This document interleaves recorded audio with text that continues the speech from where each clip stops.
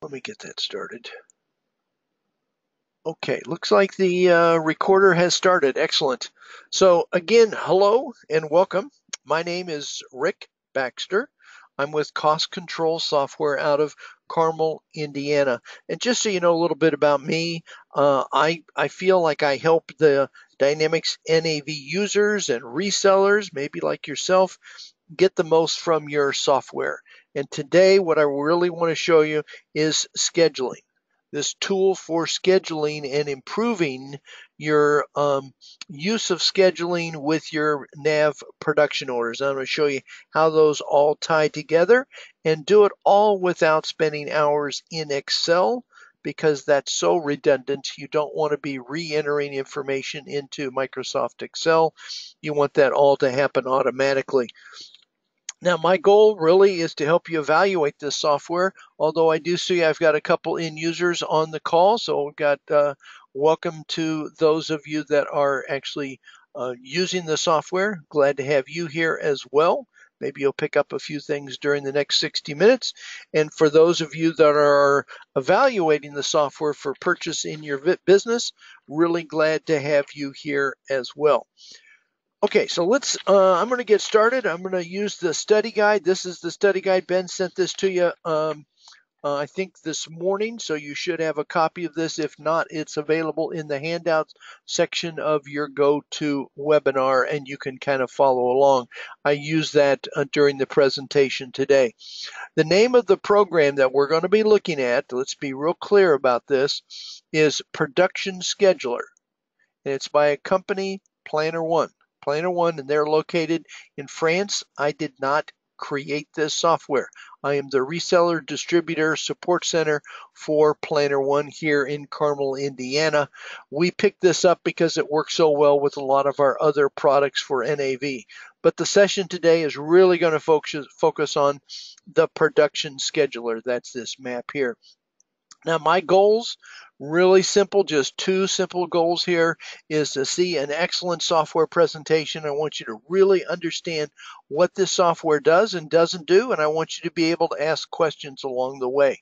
And you can always use the Q&A box on your GoToWebinar to ask any questions you want at any time, and they pop up on my other screen. And number two goal is to help you decide if the product is a fit for you. In other words, is this appropriate for your business? And if so, I will help you get that installed and working and trained so that you really can use the software. Okay, so that's my two goals today. And at the end, maybe you can let me know if you think the product is really great and should be considered adding that to your business. Okay, I want to be real clear. I put this little message in here. I want to be clear on the purpose of scheduling. A lot of people have a misperception of what scheduling is. You've got MPS and MRP, that's the planning in NAV. That helps you know what to make, when to make it, how much to make, what materials are required, what resources are required, the due dates, all of that information is coming from your NAV side. The scheduling system, Planner One's production scheduler, talks about how best to make it, what sequence to make it in, what priorities you might have, what constraints you might have, what conflicts you have with other production orders or other machine centers within the business. We monitor monitoring the execution of the whole process and managing changes and a whole bunch of other things that I'm going to get to show you here today. So I'm excited that you're here. We've got 14 on the call. Excellent. Glad to have everybody here. And I'm going to move on down in the study guide. So the way I do this presentation, just so you know, is I call it a day in the life of a Dynamics NAV production scheduler. So I'm going to take you through step by step what the scheduler does in a typical day. Help you kind of visualize. I want you to kind of see this software working at your business. That's the way I like to show the software. So kind of envision seeing this software installed and working at your business as I go through this today. Now, the first part is a new production order. that's entered in your NAV almost every day. The scheduler, unfortunately, doesn't enter new production orders. In fact, I really don't know in your business, or think about the end user businesses, how they enter new production orders. Okay, it could come from a sales order, it could come from a forecast, an MRP, it could come from item parameters. I mean, there's multiple ways, or you can just go in and say new, which is what I'm going to do here in a second, and add a fresh one for today's presentation. Okay, this is not what the scheduler does. So if you're the scheduler, kind of look away for a minute, because I'm going to add a brand new production order into the NAV software, and then we're going to follow that production order through the process. Now, I'm just going to do one. So, but you may, let me move this out of the way, and let's go into our NAV. So here we go in our manufacturing role center. So this is my this is not what the scheduler does. So bear with me. I'll have the scheduler here start up in just a second. First thing we're going to do is I want you to follow a new production order. So I've got several sample production orders in my system, but I want to put a new one in so we can follow it from scratch. I'm going to press the enter key. So this is production order number. I'm going to write this down because I always forget this. 400026. So that's the order. That number 26 is what we're going to kind of follow today as we go through. And I'm going to make this for a finished good number 101. MP. This is the Manufacturing Plus software. So this is the item that we're going to make, and we'll make, let's make 14 of these today. And the date, by the way, my date is set, let's see what my date is. Looks like Wednesday, September, my sample date, 19th. September 19th down there. Oh, you can see it right there. I'm going to actually move this out just a little bit. So let's say this is due on the 10th of October. So kind of remember that date. In fact, I'll write that down too. And so we're going to make it 10/10 of 18. That is the due date of this production order. Now, when you add a production order by hand, like I'm doing here, when you hit new, you do have to refresh it. So if you don't know about that little secret step, you just hit refresh, hit OK. It basically goes out and copies the master bill of materials, copies the master routers, brings in the line items of your production order, whether you have just one item or multiple items. In mine, I've got two. I've got the finished good, and I've got a back wheel that goes into the finished good. This is the subassembly item. And each of these lines, if we look at the back wheel, if we look at the routing, okay, just a little background, the routing is going to have the steps, okay, it goes to this Work Center 100, the rim assembly, then drilling, deburring, machine inspection, wheel assembly. So those are the steps that it goes through, and these are the dates. And also then the finished good, when you do the final assembly, if we look at its routing, it goes from 400 to 300 to 100 to 200. I'm not sure, but this is the order: operation 10, 20, 30, 40, machining, painting, assembly, and packing. So that is the steps. This is the date and times. It's for fairly short production orders. You can see here all really basically in one day. How about this other one? It starts on the 8th, finishes on the 9th. At 1:27, so this one can start up at 1:27 and finishes at 4 o'clock on 10/9. Now, 10/9 is not the date that we put in up here. We put in 10/10.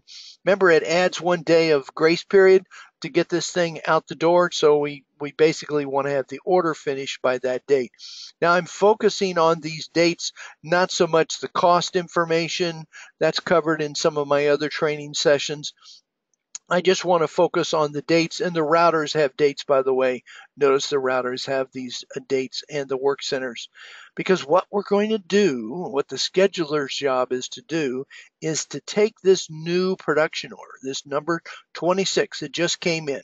And it could be in your business you have more than just one. I'm just putting one in, make it simple to kind of follow, but we will want to be able to see multiple production orders as we go. So we're just going to do this one. I've already got several others in here. Okay, so here's now is the production order. So go to page 4. Okay, so we're going to go to page 4 and start with what the production order, what the scheduler does on the day-to-day process. So it's 7 a.m. in the morning. The very first thing the scheduler does is he opens up his Planner One production scheduler choice right on the menu. So it's right here in NAV, and that's fairly important. Do observe, I'm doing all this so far is all right here within NAV, and so is my scheduling board. So I click Planner One production scheduler, and my planning board opens up right here as well. So I'm seeing basically this is the planning board, and we'll spend more time on this, but I just want to kind of walk through the process that the scheduler does. So the first thing that happens, this is at 7 a.m. in the morning, is he's going to come in and he's going to review any new production orders, and they all come in this area here called standby. So standby, these are all the existing down here. These are the existing other production orders. This is the new one, and it's got several operational steps to it. Those are the different colors. And what I'm going to do is, let's see, what am I going to do here? So standby is the new one. Oh, I'm going to highlight this thing. So what I want you to see is I'm going to highlight this order so we can follow it. So I'm going to gray out everything else, and we've highlighted this production order, and it's got two colors. It's got the subassembly, kind of looks like it's kind of put it in pink, and then it's got the finished good here in the brown. So those are the two kind of the subassembly order, and then the finished good final assembly order. Now you may have in your business, I ran into a customer the other day, had like 5 or 6 levels to their production orders. And so they had quite a few steps and operations to make their products.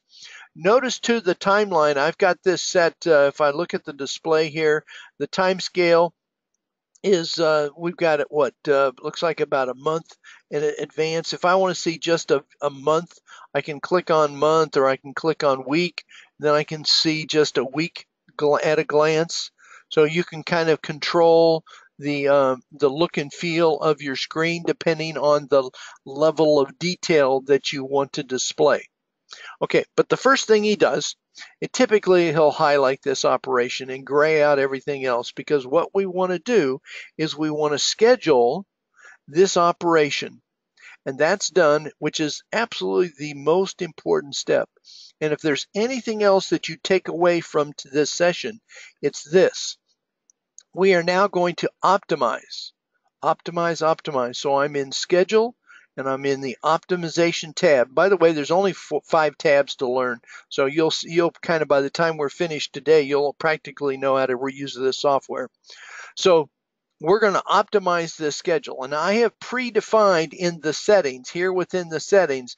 I have already set up in my configuration. I may come in here later if we have time, but I've already set up how I want it to schedule this production order. That's called the rules. And I've got that set up ahead of time, so it's going to know where I like to position each of these operations, 10, 20, 30, 40, down on the machines, and how to interact with the existing work, because this is a finite scheduling tool. Very important, finite scheduling. So write that down. What that means is that if there's work going on, that you can't touch it. You can't basically put a new operation on top of machine 120 if there's already work going on. You got to put it at the end, unless the due date, if this isn't due for a while, this new one has a sooner due date, then it could maybe insert it here and push this one out.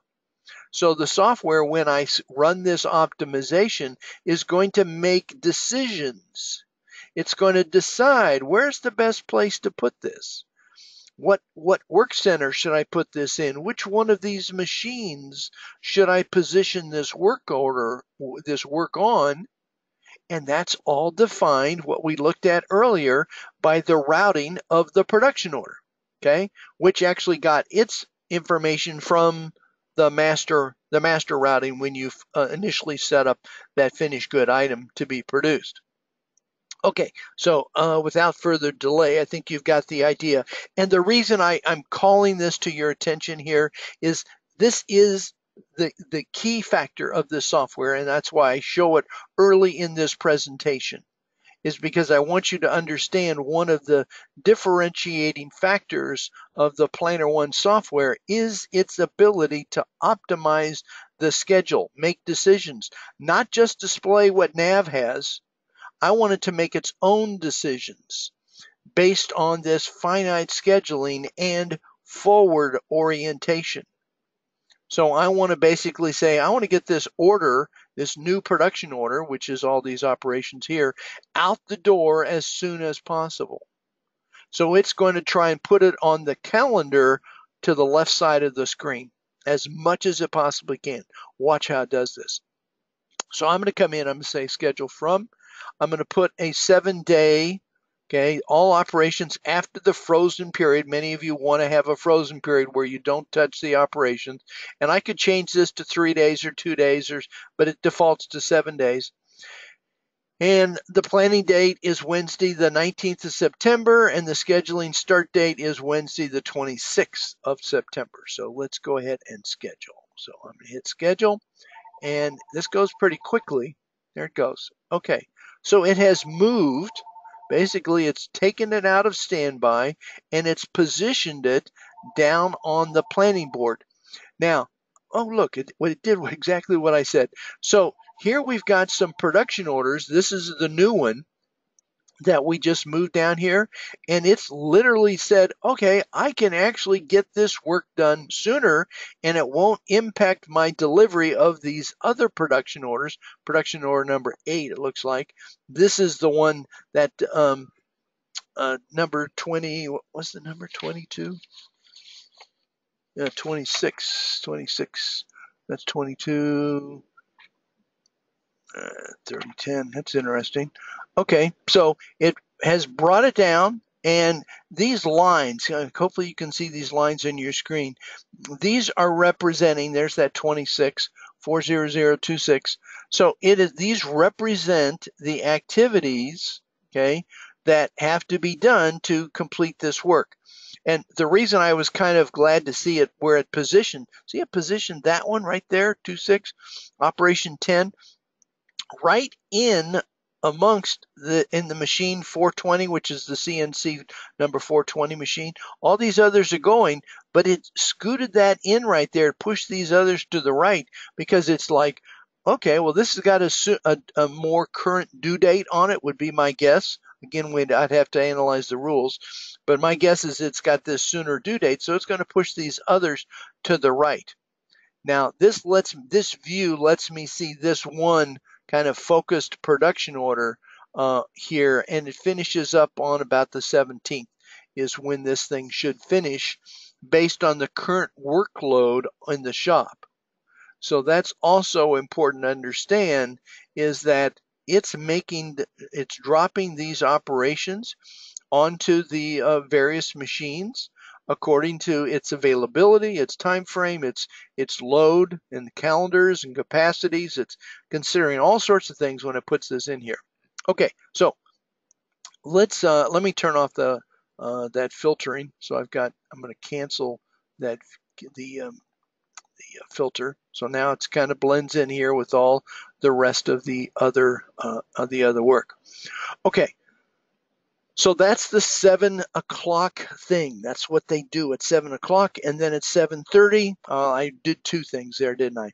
I ran this optimization, which took it out of the standby and moved our production order down onto the planning board. So that's the 7:30 operation. By the way, I just did one. Okay, I just did one, and you may have 100 new orders a day. So it just depends on the volume in your business and how this works.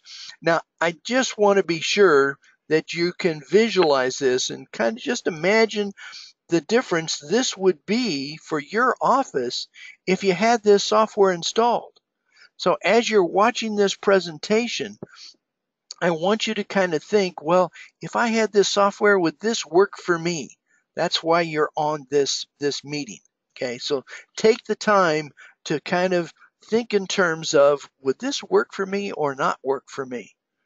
Okay, now let's go a little further. So I'm going to go to page 5 of the study guide, the 8 o'clock hour.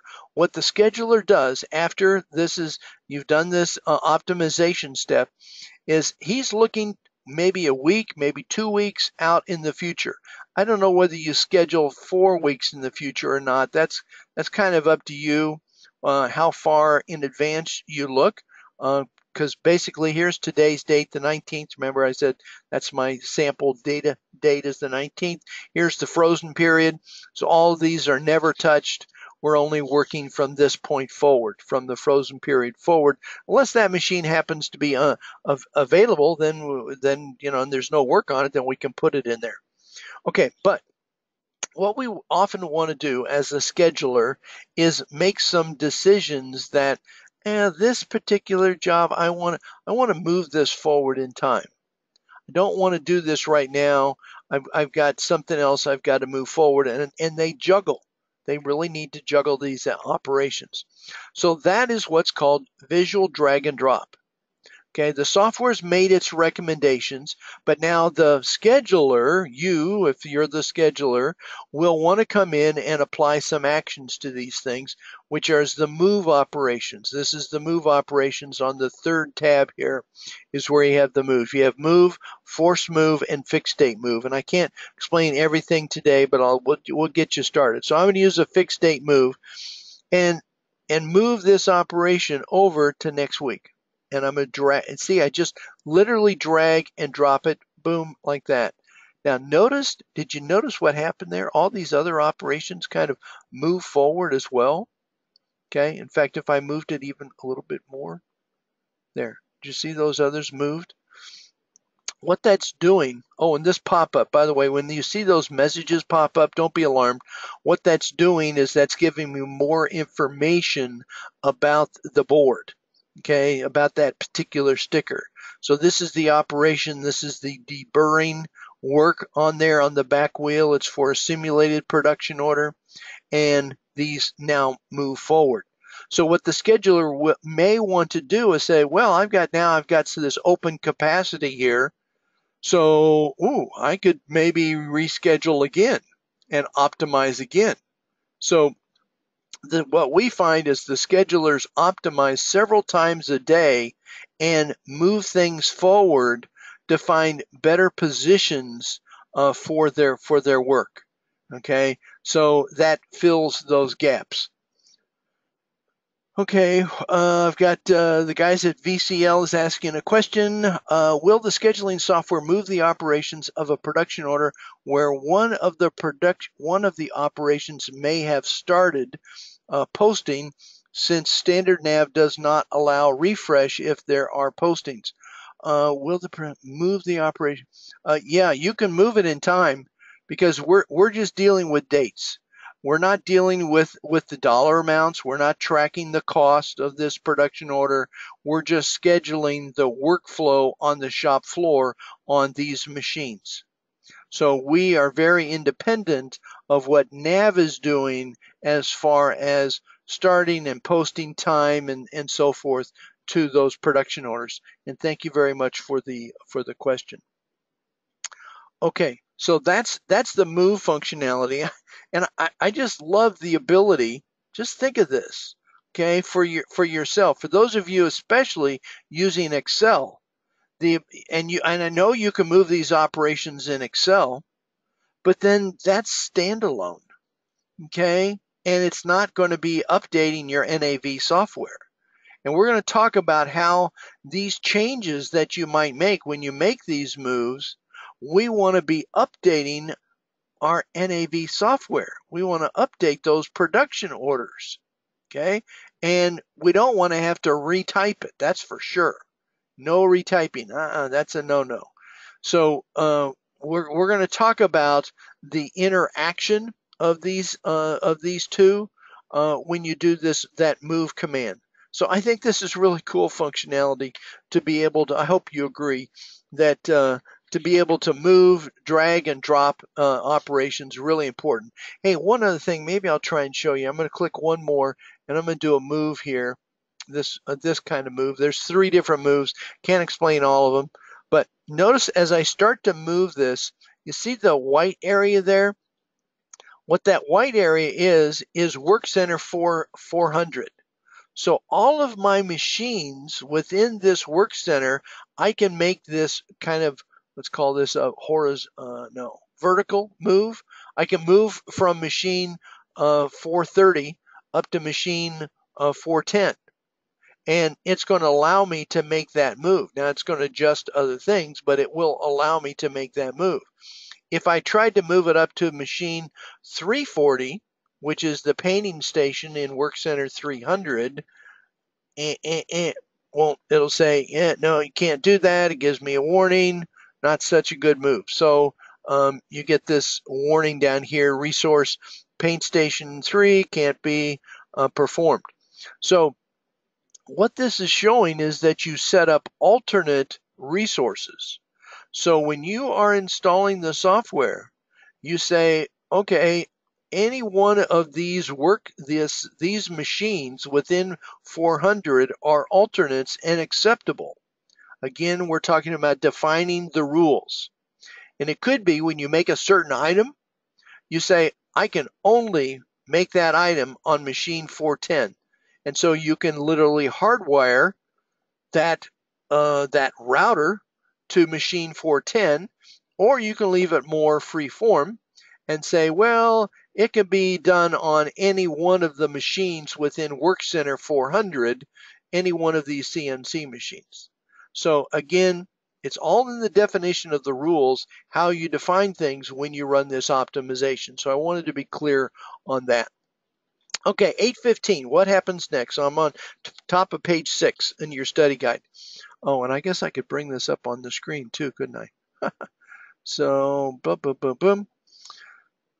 So here we are. So top of page 6, what we're going to use is now the publish function. So I'm going to use this choice right here called publish. And the reason I put a lot of print screens in your study guide is so after the webinar, you'll have this as a reminder of the steps and operations. So the publish command is used to update NAV's production order dates. Okay, because until you publish, it's all free form. You're basically in this in a working plan doing, what if I move this here? What if I move this there? No, I don't want to do that. I go back. You know, you can do all this kind of drag and drop and decide how you want things arranged. And then once you finalize it, that's when you hit the publish button. So you're in a kind of a working plan, a what if plan, until you hit the publish button. So that's when we update NAV's production orders. We update NAV's production order routing lines, all those dates. Okay, we're updating dates. We're not updating dollar amounts or quantities. We're not recording production here. Do understand that. That's done in NAV. We're just recording the dates and maybe date changes of when things are going to start. And we can update the machine center assignments. Because in NAV, you may have, just think about it, in NAV, you may have assigned it to machine 420. The scheduler comes along, does a drag and drop, and moves an operation down to 430. Well, we want the people that look at NAV to know, hey, the scheduler has decided that I'm going to schedule this work on machine 430 instead of 420. So that is the purpose of the publish button. So let's do this. So I'm going to come in here. I'm going to go to publish to the publishing tab, which is called planning. And remember, there's only 5 tabs. There's the optimization, which I pretty much have shown you that already. Display. We've already talked about the months and dates, and we haven't talked about all this stuff. The actions, I've already shown you some of the move commands. I'll get into open and close periods in a minute. And I did show you peek at the filters. So you're halfway there as far as learning this software. That's cool stuff. So what I want to do is now take the little, I just made one little change, and then I'm going to publish. So publish the plan. Do you really want to publish this plan? This action will overwrite the current version of the published plan in your NAV software. They should have put that in there, but it's really going to update your NAV software. And I'll show you next where this goes. So I'm going to say yes. We're going to let this actually do it. It's going to be fairly quick. Now, I've got a fairly small data set, so this does this in about 15, 20 seconds. In your environment, let's say you've got 4,000 stickers. You may have 4,000 operations on your planning board that all have to be scheduled and organized and so forth.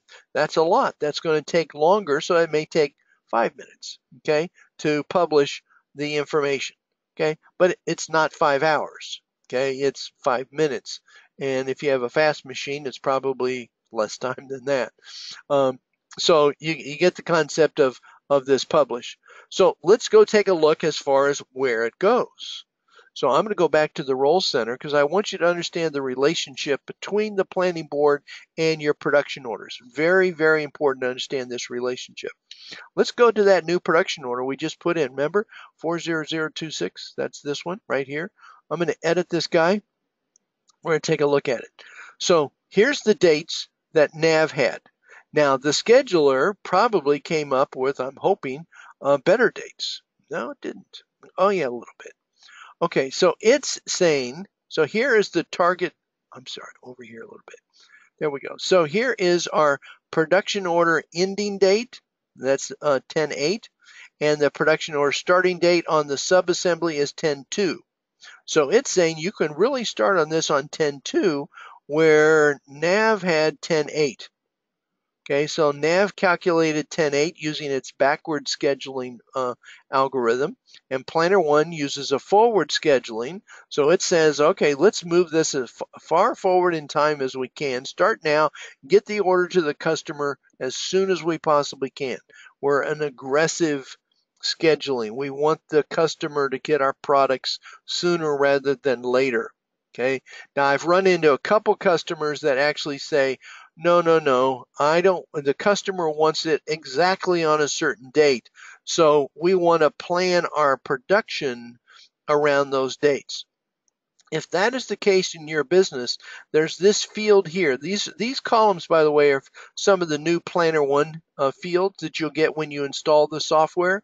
So this is, I'm kind of trying to paint the vision for you of what your software will look like when you install Planner 1 in your computer.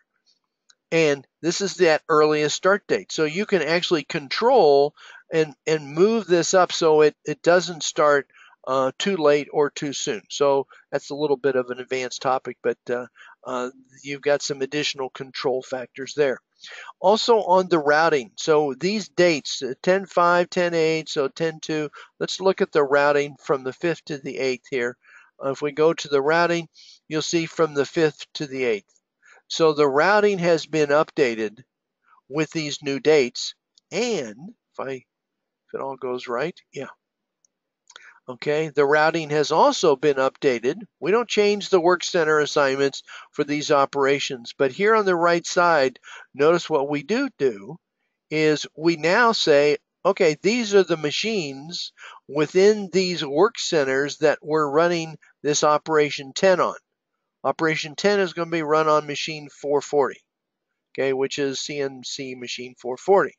Okay, this operation, operation 20 is going to be run on paint station 310. This one is on the, what is this? This is Mike Siemens workstation, and the last one is probably the packing table number 222. So this basically shows you down at the machine level, okay, so it's taking what you put in NAV, so you typically set your routing up at a kind of a generic level, okay, and then Planner 1 makes the decisions as far as positioning of those operations to specific machines. That's what the rules do. The rules and the date schedules and so forth is doing this very nice scheduling process for you. Okay, so yeah, good. Now let's. I hope you like this. Hope you like that. I'm going to ask you a question about that here in just a second. Let me bring the study guide up one more time, and if you would turn to page 7 of your study guide for today, I want you to look at this little diagram. Let me see if I can get this a little bigger on the screen. Yeah, okay. So this is a nice little diagram, because what this does, it explains what I've just done.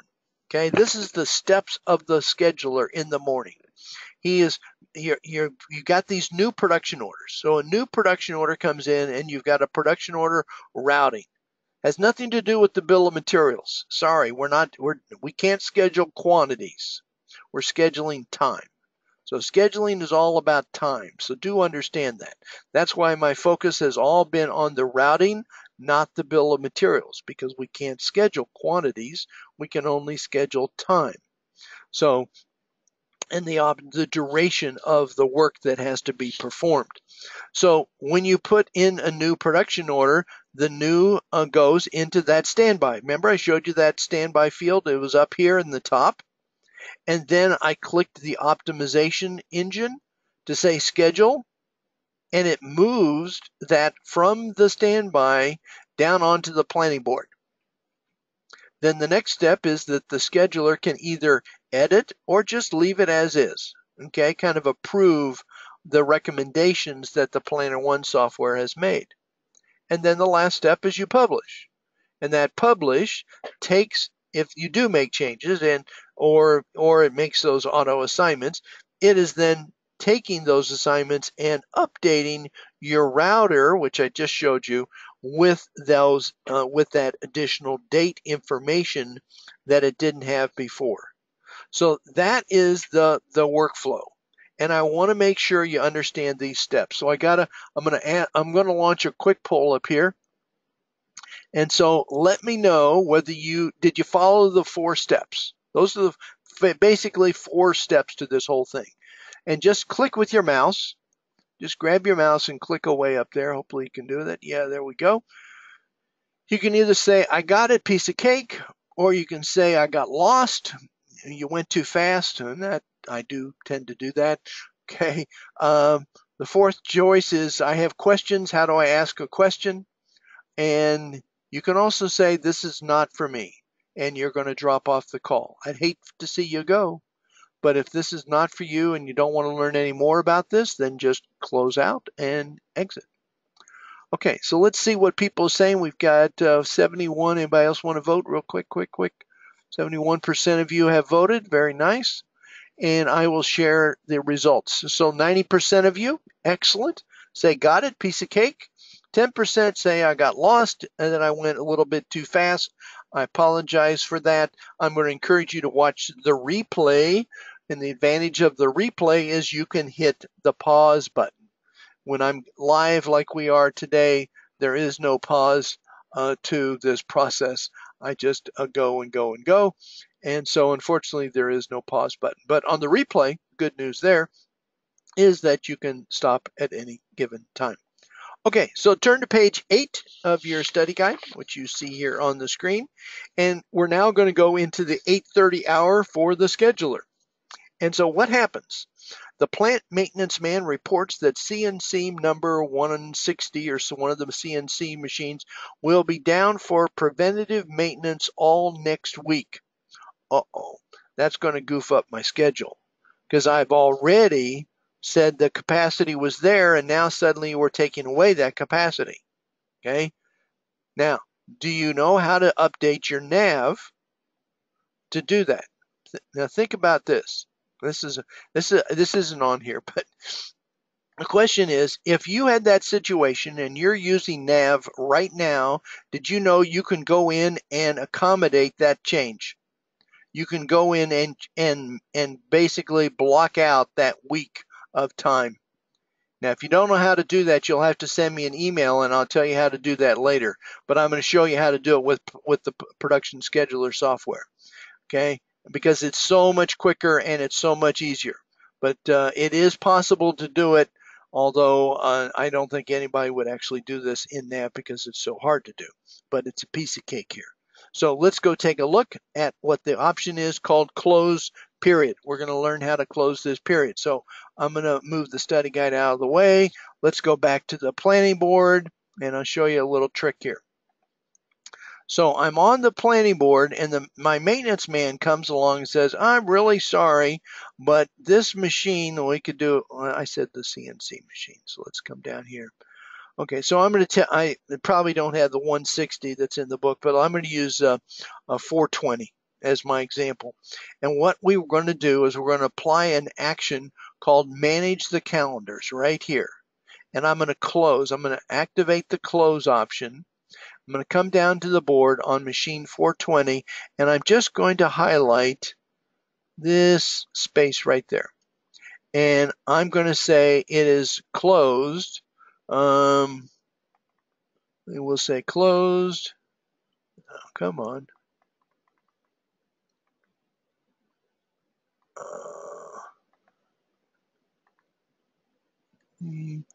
PM. Can't type it in. Okay, so I'm going to hit add. So it has now put this in, and did you notice these operations jumped? Okay, I should have told you that ahead of time. But these operations jumped to the right. Okay, and the sticker that was in that process got longer. Because sticker, I use the term sticker. Each one of these rectangles I refer to often as a sticker. I don't know what else to call them. It's probably from the days of a whiteboard or a scheduling board in the shop where you had literally moved around stickers on a wall board or a whiteboard of some sort. And you had stickers that represented the different operations, and you were constantly moving these things around, okay, on the calendar. Maybe you guys have experienced something like that or seen that in some shops.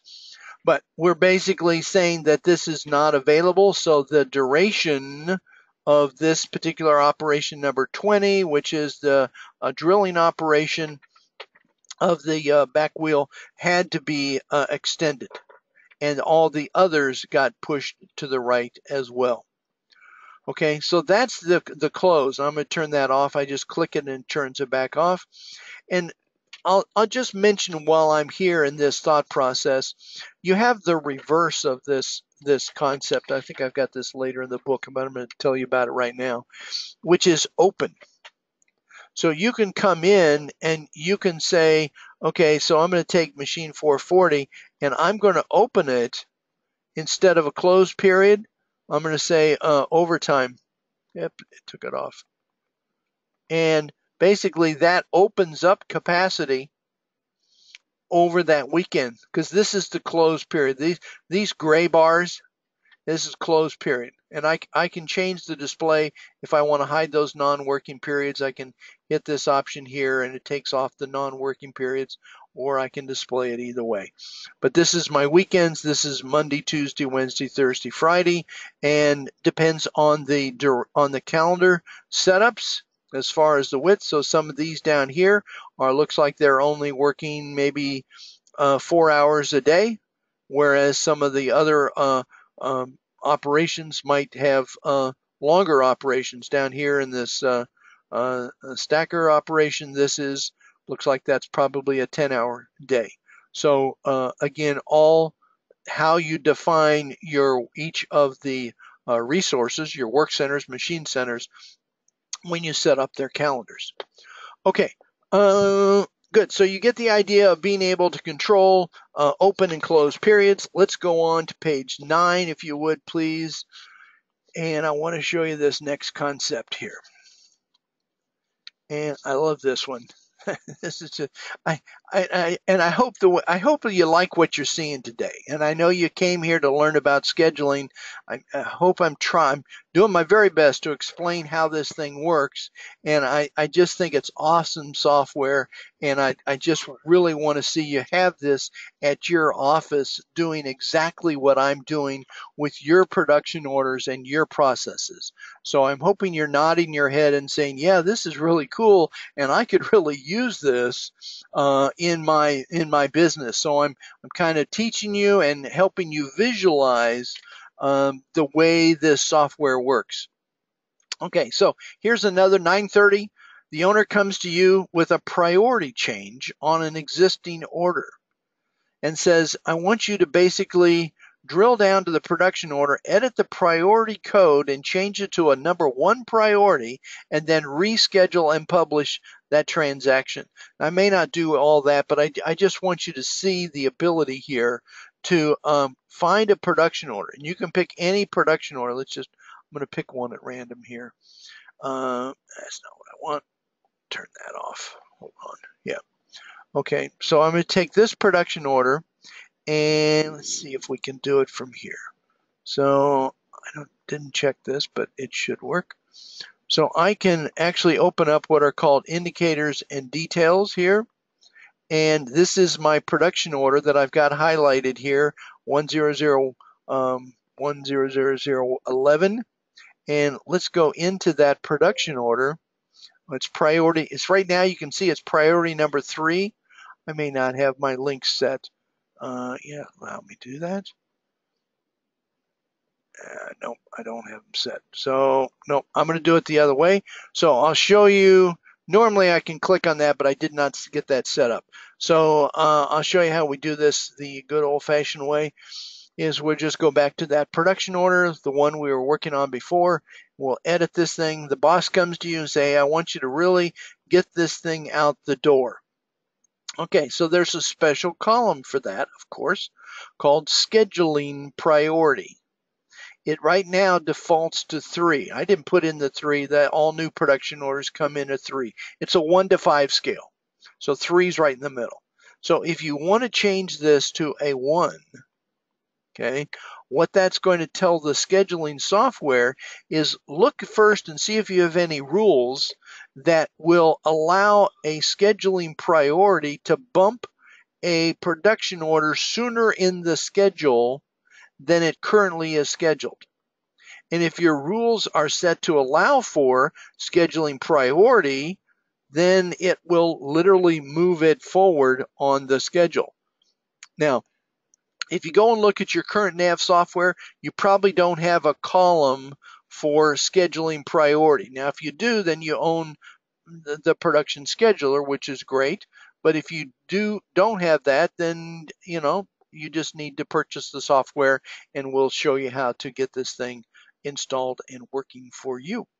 So then what you'll do is you're going to come back to the scheduling board with that change, and then you optimize again. So you just run the schedule from, and magically it's going to start analyzing. Oh, I didn't look at the one we were on. I did it too fast, sorry. It's going to look at those production orders and say, oh man, that has a higher priority to it. Therefore, I've got to move it sooner in the schedule than it was set previously. Okay, so that first of all, I think that's fantastic. I hope you do too.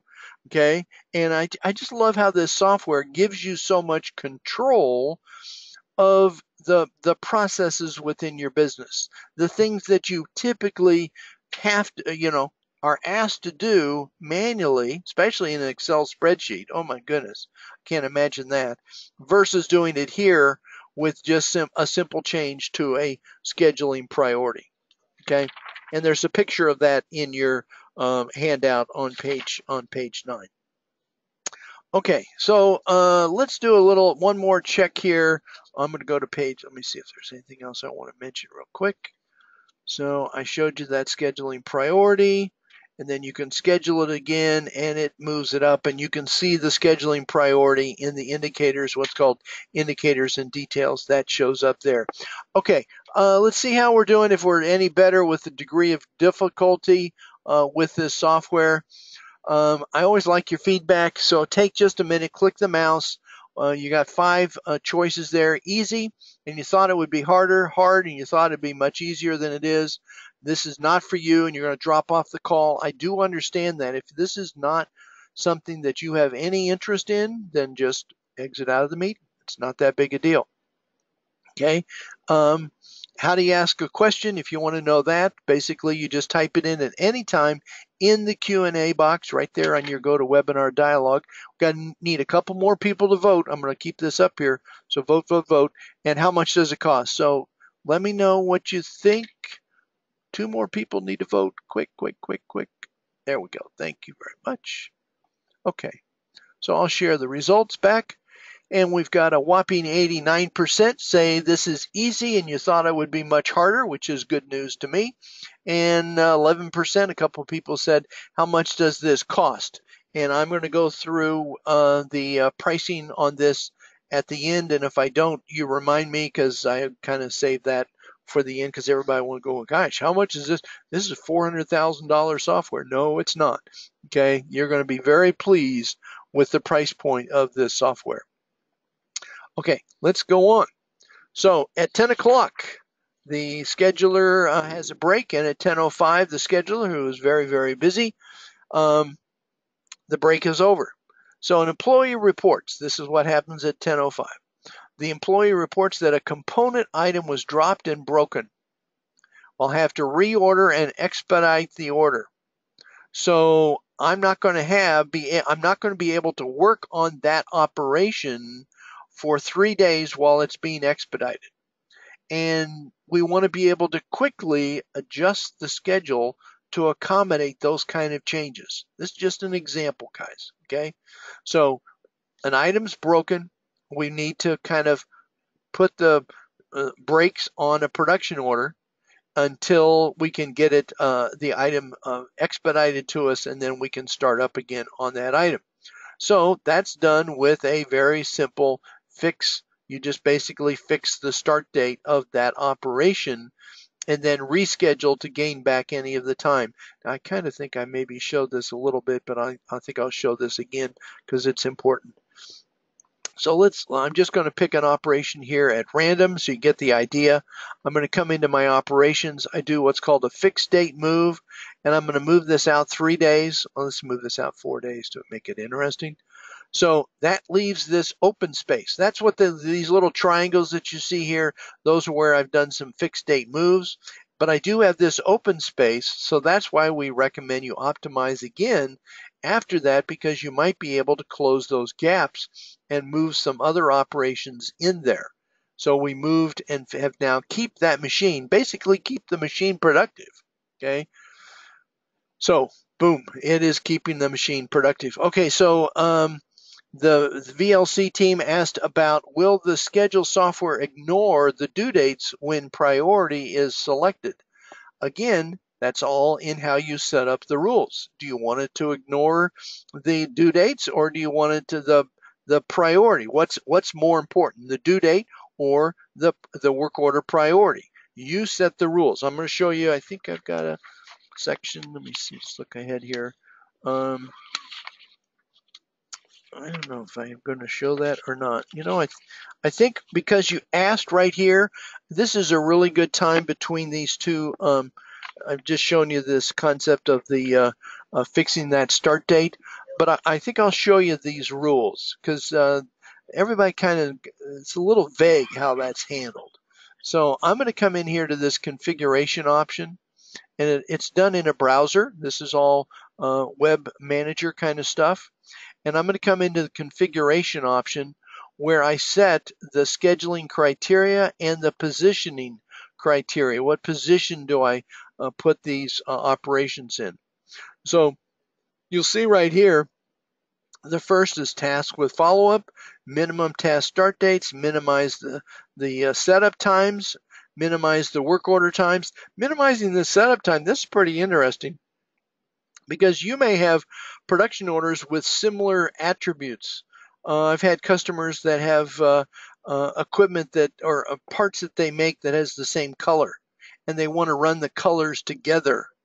And so you really want to minimize the changeover time from color A to color B. So you set this as and you can move these up or down as far as the importance factor of this minimization of setup time. And there's a few other things that you can do as well, and we cover that in our advanced training. Minimize the work order due dates, and minimize the there it is. There's that priority code. This is basically right now a 5 level, but there are many other criteria that you can add to it. Minimize task quantity, minimize tool changeovers, minimize work order priority, so versus maximizing the work order priority. So it's all those things are available to you, and of course we're going to cover all that stuff in the training and implementation when we help you roll out this software. Okay, So that's page 10. Let's go to page 11. And the break's over. So we showed you that one. The scheduling. Okay, so I showed you that. Okay, so I've covered that one. So at 11 o'clock, you feel the shop's getting behind. This is where I opened period, and it basically allows you to work over a weekend. So you're basically assigning some overtime to the shop. Again, doing it all through the scheduling tool. Now you can do that in base NAV. Basically say, well, okay, we're going to work the weekend on this work center. And if you don't know how to do that, send me an email and I'll explain to you what the process is to do that in base NAV, because it's a lot of steps. Okay, 12 o'clock lunch, 12:30 lunch is over, and your welder wants to print out his schedule for the week. So you simply open up the resource sequence window, send it to Excel, and print and deliver the report. And I want to show one other thing regarding this as well. And these windows, by the way, I've kind of focused on this resource window. But the plus sign here gives me options to open any of the 5 windows. And I've got them all tabbed up here at the top, such as the work order Gantt chart. So now on the left side, I'm seeing the work orders, the production orders basically down the left side. So this is the work order view, whereas this is the machine center view. Same data, it's just turned sideways. Okay, you get the idea. And then the resource sequence, this is kind of cool too, because this lets me go for the machine. So for machine 410, here's the work that's in his queue. This is all the work that's coming up for this particular machine center. And what's nice, watch this. I can go in, I can take one of these stickers, this is like a sticker, and I can move it up. So I can resequence this work. I can control in a tabular view the work that's going to be done. Okay, this is the work, this is the quantity, this is the remaining quantity, the item that's being produced, all of this is here. And then what you would also want to do is then export this to Excel so that you could give a printout to your technician so he knows what's in his queue. And a lot of people actually, this is the screen. They look at this screen day by day, okay, because you can switch. Okay, I can say, well, what's going on at the paint station? Oh, this is all the work that's happening chronologically at the paint station. And it's just a different view of the same information that you've got here, but this one, some people are more accustomed to it in a kind of a tabular format than in the Gantt chart view. It's just the same thing. Okay, Brian's asking a quick question here. Can the scheduler schedule to the work center level and not the machine center? Yeah, absolutely. So, really good point. I'm glad you asked that, Brian. You'll notice I've been spending a lot of time talking about these individual machines down here. Many of our customers, they don't do it that way. They just say, it goes to Work Center 400, and it has a capacity of 4 machines in Work Center 400, and that's fine. And the Gantt view works exactly the same. And so it just it's another great way to do it. So absolutely. And Brian, thank you for the question. Okay, so yes. Okay, so I'm gonna go on to page 12. Actually, I'm going to skip over to page 13 because I don't want to run out of time. I am running out of time, and I want to cover this last step because this is so important. This comes up all the time. I got to show you what happens here. We're going to go 5 minutes past the hour, then I'll shut up. The salesperson calls and says he has a really big order coming next week. This customer wants to know when you can deliver it. Have you ever gotten that question? I know you have. When can I deliver this order? And realistically, when can I deliver it based on all the work that's going out on the shop floor? Okay, so you want to be able to simulate production. So we create a simulated production order, and so we can still put a simulated production order. I think this is so awesome.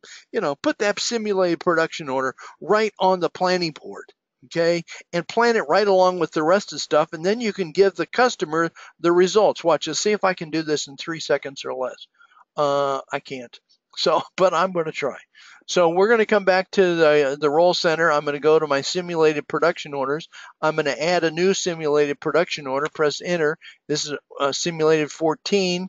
I'm going to do another FG101, and boom, we'll put this in, and this time we're going to make 20 of these items.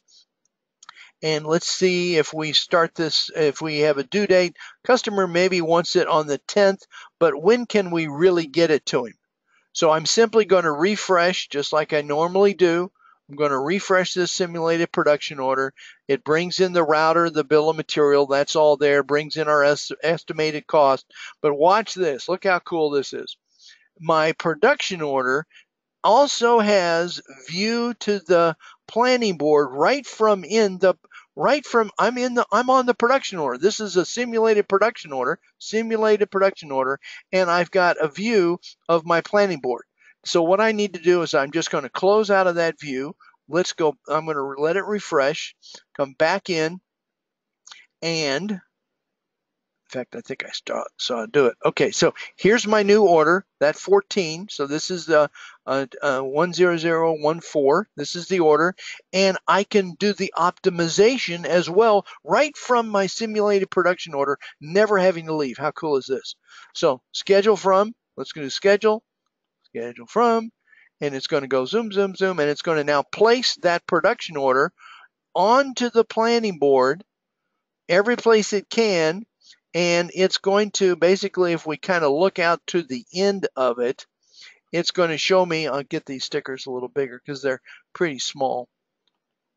I'll go expand these operations just a little bit here. There we go. And so it looks like the 24th. So the last operation is going to be on 10/24. That's when realistically you can do this because it melds it right in here. The scheduling engine's designed to do this, to put this order right in, with all the other work. And it tells you a realistic date. Oh, I guess that wasn't the last step. This is the last step up here. No, this one goes down to this one. This is the last step. So it's the 24th. So it finishes on the 24th. That's a better date. So not 10/10, 10/24. Okay, so you're able to calculate that so much quicker and so much more realistically. Okay, NAV's going to say, oh yeah, you can do it. Yeah, no problem. And you're going to go, what? That machine's busy. How can I possibly do that? Okay, so the scheduling engine, because it's finite and forward calculating, can give you that realistic, capable to promise. Everybody wants it. I think it's just fantastic. I hope you do too. Hope you really think this is absolutely the way to go. Okay, so I'm going to jump to my last. I'm going to go away to page 15 because I think I talked too much today. I hope you like this. You see, I get excited about this stuff. Okay, give me some feedback today, guys. Take just a minute and let me know if you think you want to add scheduling to your NAV software. And the answers are yes right now. The answer is maybe within 2 months, maybe 10 months, okay? Or no, it's not for you, but you might have a customer, okay? That's okay. Or you may say, well, not now, but maybe next year, which is January, and that's really basically real soon. So, okay, so let's get everybody voted. Come on, a couple more people need to vote, vote, vote. There we go. Click away. Thank you very much. I'm going to close this out, and we'll see what people are saying. So 22% of my audience says yes right away, which means you love it. I love it too. Thank you very much. And 11% say, well, maybe not right now, but maybe in about 10 months from now. 33% say not for you, but you have a customer that might be interested in this. That's excellent. We should talk about this later. And then maybe, and 33% say not right now, but maybe next year. This can be added at any time. It's easy to learn. I mean, you've seen me use this software. This does not, okay, this is not a major to do to learn how to use this software. Okay, I mean, you just catch on so fast. It just works. There's no major data migration or anything. It's just picks up the data that's in your production orders and plops it down on that planning board based on those rules. Simple, simple, simple stuff. Okay, so I really want you to kind of think about adding this to your system. Okay, so I want to summarize this just a little bit. This is real-time software. It uses what's called web services. I hope you think it is easy to use. Oh yeah, Brian's asking me about the price. Okay, good. I'll hit the price here in just a second. It's very tight integration. Okay, works right out of the box, so there's no replication or anything to do there. And prices, there's the question, Brian. Prices. There is a price catalog with the implementation estimate too, because everybody's, what's it going to cost me to learn all this stuff? Okay, I've got all the prices in our catalog right on our website. It's costcontrolsoftware.com. And Brian, I will make sure that I send to you personally that catalog which has the prices, and it's got this nice estimate for implementation, because you got to know what it's going to cost to install it, set it up, and get your guys trained. I put some estimates in there, but fair disclosure, you know, maintenance costs, all that kind of stuff. What's the real cost of the software? So it's in there. Now, next steps. This is important as well. Here's what you got to do if you want to move this thing forward. You need a company-specific demonstration with your data, not my data. Seeing this stuff with an FG 101, that doesn't mean anything. Okay, you need to see this with your data. Okay, because I want you to visualize how you're going to be using this fantastic software with your data. What will it look like? Okay, so we'll have to set up a meeting one-on-one with me. I do this all the time. Okay, I love to do this. Okay, but it's with your data, not my samples. Okay, so that means we'll need to communicate a little bit first to get some of your work centers, some of your production orders, some of your routers, and then we'll set up a web demonstration so that you can actually see it with your software. It is just fantastic. I know you're going to love this thing, and you really just need to understand its capabilities, how it works, and get it fired up. So I'm going to put up my contact information here on the screen. Again, my name is Rick Baxter. That's me. Don't have my picture here. Doggone it. That's my email address, which is also available on the contact us of costcontrolsoftware.com. We're located in Carmel, Indiana. There's my phone number. I have a phone on my desk. You can call me. Brian, you can call me. VCL, you guys can call me and ask me questions, set up a web meeting, whatever you want to do, and we would love to show you more and more of this software. Okay. The pricing, I do want to clarify, you know, Brian asked about the pricing. I want to clarify one thing, because this is a little confusing sometimes, the way the Planner One folks price out their software. It is priced based on your NAV users. It's not number of schedulers. So do be careful when you read that catalog that it says NAV user. So whatever user license count you have, so if you are 20 users, if you're 200 users of NAV, you know, that's the price level that you've got to, that's how they price it. Same functionality, but it is priced differently based on the user count of NAV, not the user count of schedulers. So if you have 2 schedulers or 20 schedulers, doesn't matter. Okay, it's based on NAV users. You'll see that in the catalog with the pricing, but I just wanted to call that to you, fair disclosure here when we're pricing this thing out. Okay, so I'm done. Thank you very much for sticking around a few extra minutes long here. And if you do have questions, I think I will stick for just a little bit longer. You can type in any kind of questions. I hope I caught the ones that put in questions and answered those right as we were going. Yeah, I think I have. So thank you all very much, and I'm going to stick, but if you need to go, just hit the exit now button, and you will be exited out of the meeting. Thank you for coming. And next week, I have no clue what I'm doing next week. So I think it's on jobs. Okay. Thanks very much. No questions. Perfect. We will see you next week. Thanks so much.